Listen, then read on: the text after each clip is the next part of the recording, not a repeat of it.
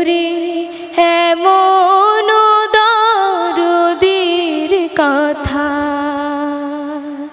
শুনলে পরাণ জুড়ায় রাসূল নামে কে এলো মদিনায় রাসূল নামে ওরে আকাশের চন্দ্র কেড়ে ওরে আকাশের চন্দ্র কেড়ে ওকে আনলো দুনিয়ায় রাসূল নামে কে এলো মদিনায় রাসূল নামে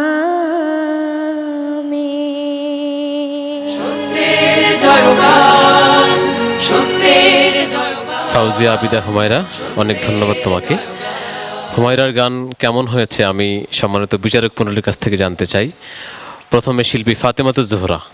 আরেকটু কি বলবো তোমাদেরকে বোঝানোর জন্য, আরেকটু আকুল হয়ে মনে করো কথাটা, আরেকটু তুমি আরেকটু কান্না কান্না ভাবে তুমি ভাবো জিনিসটা, ওরকম করে বলো, গানটা করো তো। রাসূল নামে কে এলো মদিনায় রাসূল নামে। ঠিক আছে, এইটুকু বলার জন্যই দেখো তুমি চট করে কিভাবে তুমি ইমপ্রুভ করলে। এগুলো মাথায় রাখতে হবে আম্মু, ঠিক আছে? ধন্যবাদ।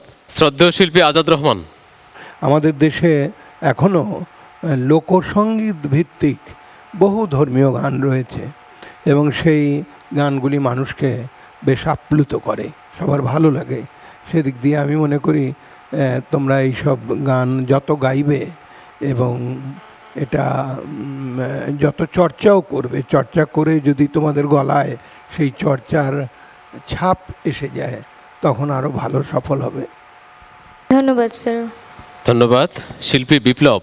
আপা যেটা বললো যে সেটা হচ্ছে যে ভয়েসটার মধ্যে যতটা পারা যায় সুরের যে খেলাগুলো, যে ভয়েসটা একদম সুন্দর একটা সুরেলা কণ্ঠ দিয়ে, কারণ বারবারই একটা কথা বলা হচ্ছে যে এই ইসলামিক গানে কিন্তু কণ্ঠ এবং সুরটাই কিন্তু মূল এবং সেই সাথে কথা।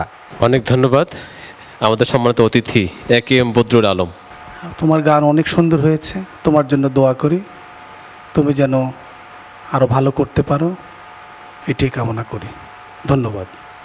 অনেক ধন্যবাদ হুমায়রা, তোমাকেও ধন্যবাদ, তুমি এসো।